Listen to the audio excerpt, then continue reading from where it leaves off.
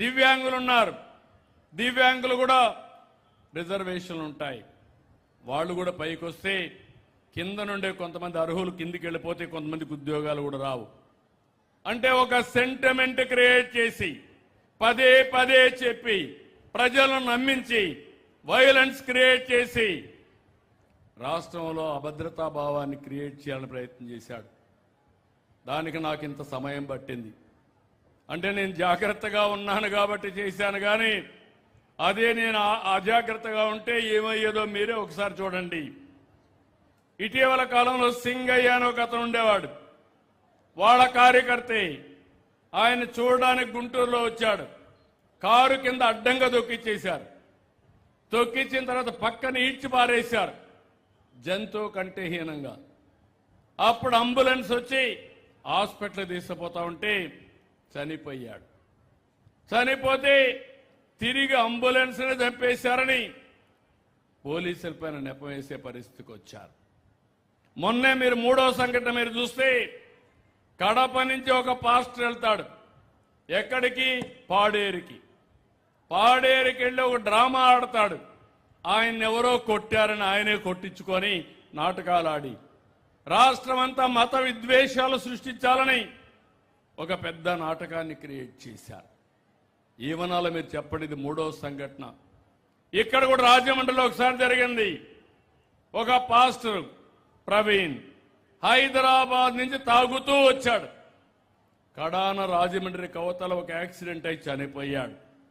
చనిపోతే దాన్ని వాస్తవం చెప్తే కాదంటే మొత్తం హైదరాబాద్ నుంచి ఏ ఏ మందు షాపుల్లో ఎక్కడెక్కడికి ఎన్ని గంటలకు తాగాడో మొత్తం రికార్డ్ అంతా తీసి అది చెప్పినా కూడా కావాలని మాట్లాడే పరిస్థితికి వచ్చారు. ఇంకో పక్కన మీరు చూడండి, తిరుమల కొండపైన నేను అడుగుతున్నా, ఈరోజు తిరుమల కొండపైన ఇటీవల ఎవరన్నా పోయారా? మీలో తిరుమల పోయిన వాళ్ళు చేతుల పైకెత్తండి. ముందు కంటే మెరుగైనటువంటి సదుపాయాలు ఉన్నాయా లేదా? ఉన్నాయా లేదా? ప్రసాదం బాగుందా లేదా అని మిమ్మల్ని అడుగుతున్నా. సదుపాయాలు బాగున్నాయా లేదని అడుగుతున్నా. బాగున్నాయంటే చప్పట్లు కూడా చెప్పండి బాగున్నాయని. అక్కడ కుట్ర. అక్కడ పోయి కౌస్తుభం గెస్ట్ హౌస్ దగ్గర ఖాళీగా ఉండే ప్లేస్ లో సాక్షి మీడియా వాడిని పంపించి ఒక బాటలు అక్కడ వేశారు, ఖాళీ బాటలు పెట్టారు. వాళ్లే వచ్చి ఇక్కడ మద్యం అమ్ముతున్నారని వీళ్లే చెప్పే పరిస్థితికి వచ్చారు. మామూలుగా ఏమనుకుంటాం మనం, వాస్తవం నమ్మతారు లేదా? విలేకరు పైన మీకు అనుమానం వస్తుందా? పట్టుకుంటే ఎంక్వైరీ చేస్తే వీడియోలన్నీ చూస్తే సాక్షాత్తు దొంగ అడ్డంగా దొరికే పరిస్థితికి వచ్చారు. తిరుమల పైన అపవిత్రం చేసే పరిస్థితికి వచ్చారు. కలియుగ దేవుడు వెంకటేశ్వర స్వామి మా ఇంటి దైవం కూడా. నాకు ప్రాణభిక్ష పెట్టినటువంటి దేవుడు వెంకటేశ్వర స్వామి నేను ఎప్పుడూ మర్చిపోలేను. నేను ఎప్పుడూ తప్పు చేయను, ఎందుకంటే ఆయన మీద నాకు నమ్మకం ఉంది. అలాంటిది ఆ దేవుణ్ణి అప్రతిష్ట పాలు చేయాలని కల్తీ నెయ్యి కల్తీ అంతా పెట్టి దేవుణ్ణి అప్రతిష్ట పాలు చేస్తే శక్తి తగ్గుతుందని ఆలోచించే వ్యక్తులను వెళ్ళి ఏమనాలి నేను అడుగుతున్నా. మీరు ఒక మతం కావచ్చు, తప్పలేదు, నేను కూడా మత సామరస్యాన్ని కాపాడుతాను. కానీ హిందూ దేవాలయాలపైన దాడి చేయడం ఎలాంటి సబబో మీరే గుర్తుపెట్టుకోవాలి. అధికారం లేకపోతే ఇలాంటి వాళ్ళని ఎక్కడ రానియకుండా చేయొచ్చు. అధికారాన్ని అడ్డం పెట్టుకుని సాక్షాత్తు హిందూ దేవాలయాలపైన దాడులు చేయడం మంచిది కాదు. అపవిత్రం చేయడం అంతకంటే మంచిది కాదు. నేను అన్ని దిక్కళ్ళ వీళ్ళ పట్టుకోవడానికి ఇప్పుడు సీసీటీవీ కెమెరాలు పెట్టాను. ఎవడైనా తోక తిప్పితే ఇమ్మీడియట్ గా సీసీటీవీ కెమెరా ద్వారా నేరుగా పట్టుకొని మీకప్ప చెప్తా, ఎవరిని వదిలిపెట్టని మరొకసారి మీకు హామీ ఇస్తున్నా. మొన్ననే దస్తగిరిని ఒక వ్యక్తి కడపలో వాళ్ళ సొంత పార్టీ కార్యకర్త వ్యవహారం ఏంటంటే అక్రమ సొమ్ము పంపకాలు, అన్ని దందాలు చేశారు, డబ్బులు సంపాదించారు. అక్కడ వీళ్ళ మేనమామ ఉన్నాడు, ఆయన ఫాలోయర్ ఒక ఆయన ఉన్నాడు, డిప్యూటీ మేయర్ కడపలో.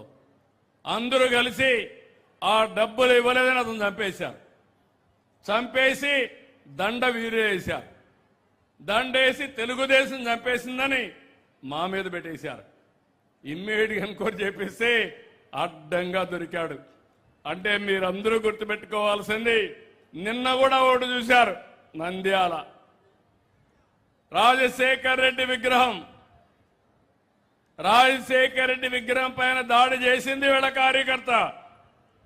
దాన్ని సపోర్ట్ చేసిన నాయకుడు వీళ్ళ నాయకుడు. కడాన దాన్ని కూడా తెలుగుదేశం పార్టీని చెప్పబోతే అడ్డంగా పట్టుకున్నాం. 20 నిమిషాల్లో పట్టుకున్నాం.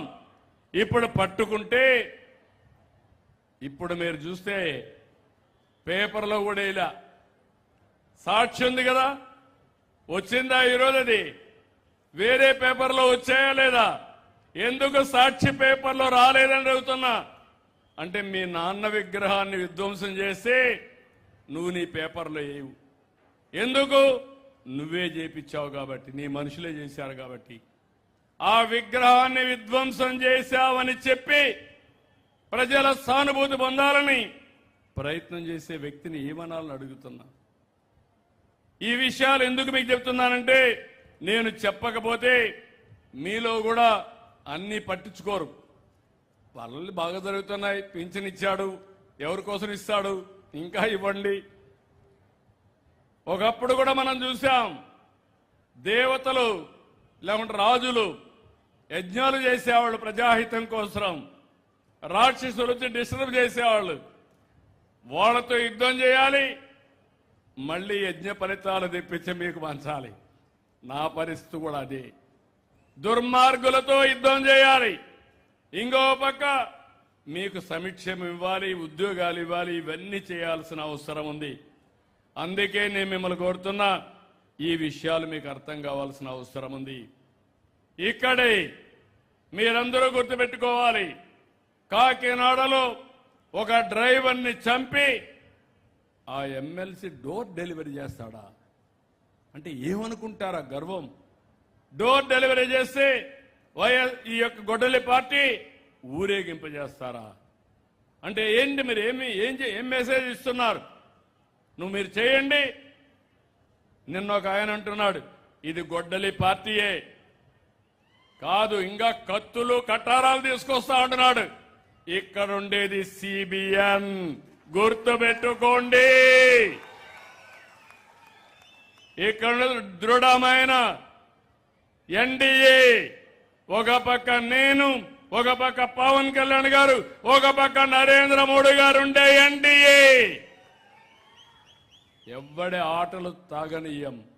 ఆ విషయం గుర్తుపెట్టుకోవాలి. అంటే ఒక రాజకీయ పార్టీగా ఇవన్నీ ఉంటే మీరు కరెక్ట్ చేసుకోవాల్సిందే పోయి విచ్చలవిడిగా మీరు మాట్లాడితే మేము ఉపేక్షించాలని అడుగుతున్నా. ప్రజాహితం కోసం ఎట్టి పరిస్థితుల్లో ఇలాంటి చేయకుండా చేసే బాధ్యత నేను తీసుకుంటాం. నేను అడుగుతున్నా మిమ్మల్ని అందరినీ, కనీసం అలాంటి వాళ్ళని సస్పెండ్ చేశారా అని అడుగుతున్నా.